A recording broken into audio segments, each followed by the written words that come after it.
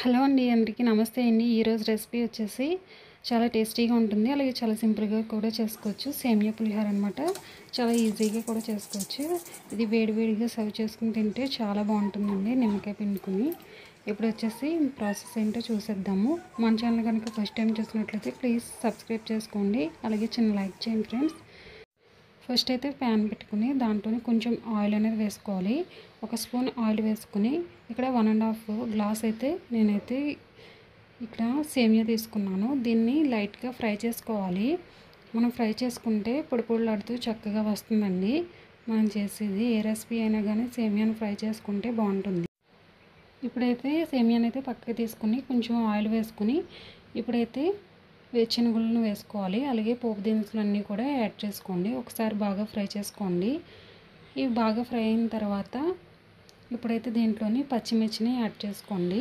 అలాగే కరివేపాకు, కొత్తిమీరని కూడా యాడ్ చేసుకుని ఒకసారి బాగా ఫ్రై చేసుకోవాలి వీటన్నిటిని. ఇవి ఫ్రై అయిన తర్వాత ఇప్పుడైతే మనం గ్లాసున్నర అయితే వాటర్ తీసుకున్నాం కాబట్టి నేనైతే ఇక్కడ 2 గ్లాసులు అయితే వాటర్ వేసుకుంటున్నాను. ఇప్పుడు దీంట్లో కొంచెం పసుపు యాడ్ చేసుకుని ఒకసారి బాగా కలుపుకోవాలి. అలాగే టేస్ట్కి తగ్గట్టు సాల్ట్ని కూడా యాడ్ చేసుకోండి. ఇప్పుడు ఒకసారి చూసుకొని సరిపోకపోతే ఒకసారి వేసుకోండి. ఇప్పుడైతే ఇది బాగా మరగాలండి. మరిగిన తర్వాత మనం వేపుకొని పక్కన పెట్టుకున్న సేమియాని అయితే వేసేసుకుని ఒకసారి బాగా కలుపుకోవాలి.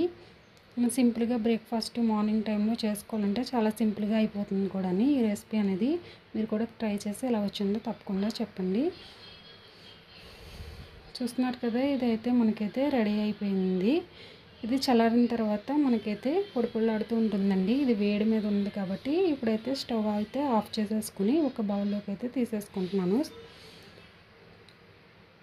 అంతే అండి, చాలా టేస్టీ అయిన సేమియా పులిహోర రెడీ అయిపోయింది. దీని మీద మనం పైన అయితే నిమ్మకాయ అయితే పిండుకొని సర్వ్ చేసుకుంటే సరిపోతుంది. మీరు కూడా తప్పకుండా ట్రై చేయండి. ఓకే అండి, థ్యాంక్స్ ఫర్ వాచింగ్.